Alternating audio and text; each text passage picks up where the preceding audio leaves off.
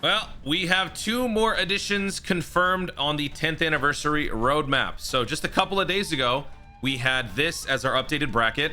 And now we have been given 2 more, the Saiyan Saga EZAs. Now this is huge because there was some level of doubt going into part 3. We're not in part 3 just yet as of me recording this. We're just a day away, but still there was a little doubt because of the characters that are available in the Baba Shop right now from the Training in the Clouds event. There was some discussion about whether or not the 7th anniversary part 1s were indeed going to EZA. I think they were still going to EZA, but that wrench definitely threw off a lot of people, which once again feeds into the thing that I have been saying constantly. Dokkan is very unpredictable, and the fact that they were able to rattle some of us just goes to show they continue to do that. And with the recent revelation, if you guys haven't done so, check out the previous video. Guaranteed free copy of any unit. That's, I mean, you never saw that coming. So I understand why some people were confused and scared. Let's go ahead and take a look at the Saiyan Saga LR EZAs, the 7th anniversary part 2s. They're leading with these because I'm hoping that ultimately they will crescendo into the greatest EZA reveals ever. Now, recently there has been some mixed reactions to some of the other EZAs. As far as the Super EZAs are concerned, with the exception of maybe one character, I think most people will agree every Super EZA has been an absolute success. The one in doubt being the Gohan. I don't mind the Gohan in particular, but I do understand the reasons behind some people not being too fond of the Gohan Super EZA. For the EZAs though, both the Goku and the Frieza, regardless of how you feel, I feel like they could have put a little bit more into the unit's abilities. I do like how they function, but considering that they are high profile, marquee celebration, high prestige characters, they deserve more. So I am a little concerned about going into this, how these guys are going to be received. So let's go ahead and take a look.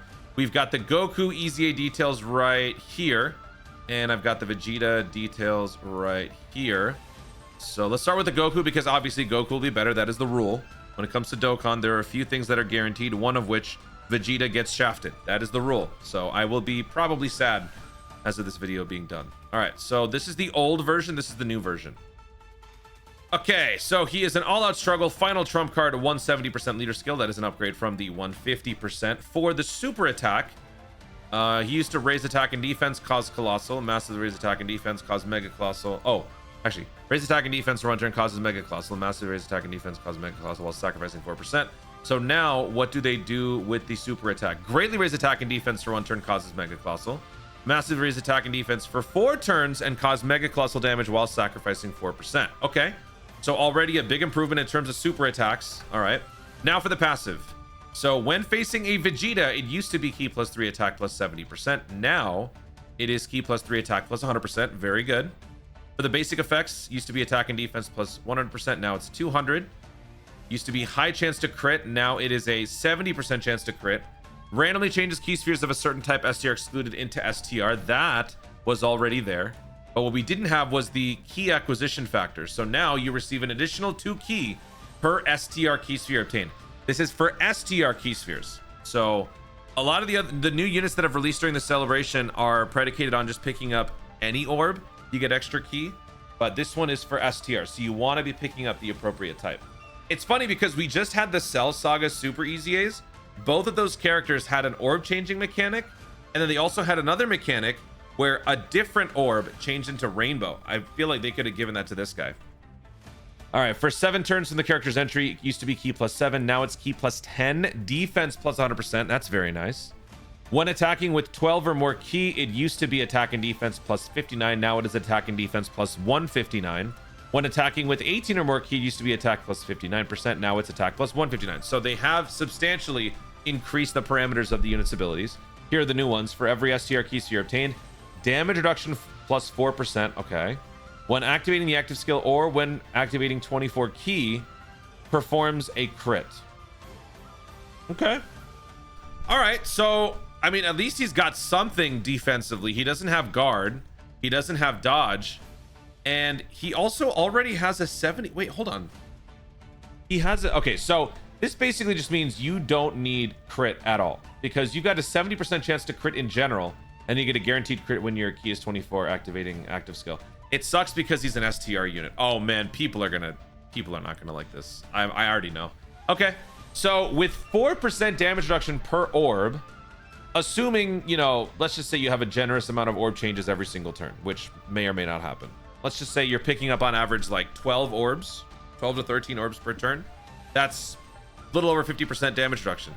50% damage reduction plus launching a couple of supers is going to be very nice. But I feel like a lot of people these days, I mean, this is kind of the norm because of the new events. One element of defense isn't enough. You usually need more than one. It's guard and damage reduction and dodge, guard and dodge, some sort of a fail-safe, something to back up or supplement the first layer of defense. So with just damage reduction, that too after the fact, it does limit this guy's abilities significantly, making him not a slot 1, although he never was. But on top of that, you lose 10 after 7 turns, you lose 100% defense. So I feel like this guy is going to be received pretty poorly. As far as the active skill, that's not going to change. Greatly raise attack temporarily, causes ultimate damage, and stuns enemy for 1 turn. This can be active when HP is 59% or less. So with all that being said, this guy is definitely screaming max additional, because, I mean, why would you put him in slot 1? You'd have to be out of your mind to do that. Okay, all right. Let me know what you guys think about this unit's EZA on a scale of 1 to 10. Again, remember, reserve final judgment for the showcase. You never know, right? It looks weird, but maybe, you know, maybe there's something we're not realizing yet. So just wait for the showcases. If this is how the Goku looks, I am scared for Vegeta. Please make Vegeta good. All right, so Vegeta. Let's take a look at his leader skill. 170% for inhuman deeds or giant app power. And then for the super attack, let's see right here. So it used to be raise attack for 1 turn, cause mega colossal damage to all enemies. So now it is greatly raise attack and raise defense for 1 turn, causes colossal. No comma, no perma, so both temporary stacks. And greatly raise defense for 1 turn and massive or mega colossal damage to all enemies. Oh, that's good. That's huge, mainly because I'm thinking World Tournament.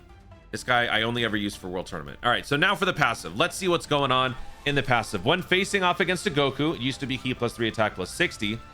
Now it's ki +3 attack +100%. Okay. And then for the passive, it used to be ki +3. Now it is ki +3 attack and defense +200%. Okay, so they combine these two things. All right. So they doubled that. He always had guard. So now he's got guard. Receives an additional ki +1 per ki sphere obtained. See, this, yeah, I like this more. This works with any orb. Okay. When attacking with 12 or more ki, it used to be attack and defense +60. Now it's attack and defense +160. When attacking with 18 or more ki, it used to be attack or defense +60%. Now it's defense +160%.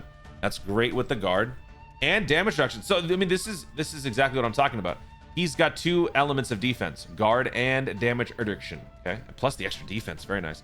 After guard is activated, it used to be ki +3 attack +30%. Now it's ki +3 attack and defense +60% for 3 turns. Nice. Okay. As the first attacker in a turn, so this is all brand new. As the first attacker in a turn, defense +60%. 40% damage reduction. Whoa. Wait. He's got 60% dodge, or 60% damage reduction, guard, and he's rocking all this defense? My God. As the second or third attacker in a turn, don't care. Attack +60% launches an additional attack that has a great chance of becoming a super. A super attack, sure, okay. When attacking with 24 ki, attacks effective against all types. Bruh! He's got a pseudo crit. He's got an additional. He's got a pseudo crit, and he's got insane slot 1 defense capabilities. What universe is this? Am I still sleeping? I gotta still be sleeping. They made the Vegeta better than the Goku? I don't even have to do a showcase to tell you Vegeta's better than Goku. That's crazy. Wow. All right. I mean, well done. Okay. What's going on with this one? Ki +6, attack +318. Let's see. What is the giant ape form version? It was just ki +5. Okay, so that's huge. And performs a crit guaranteed. You don't need crit. Neither of these units require crit. That's so nice. Okay, for the super attacks, he used to cause destructive. Greatly raise attack temporarily, cause destructive. So what does this guy do? Greatly raise attack temporarily, cause destructive. So now the 18 key became the 12 key. Okay. And then for the 18 key, massively raise attack temporarily, cause destructive. Dude, they cooked on Vegeta's abilities. What the heck? We also need to, I need to show you guys a couple of things. So first of all, let's take a look at the 200% functionality.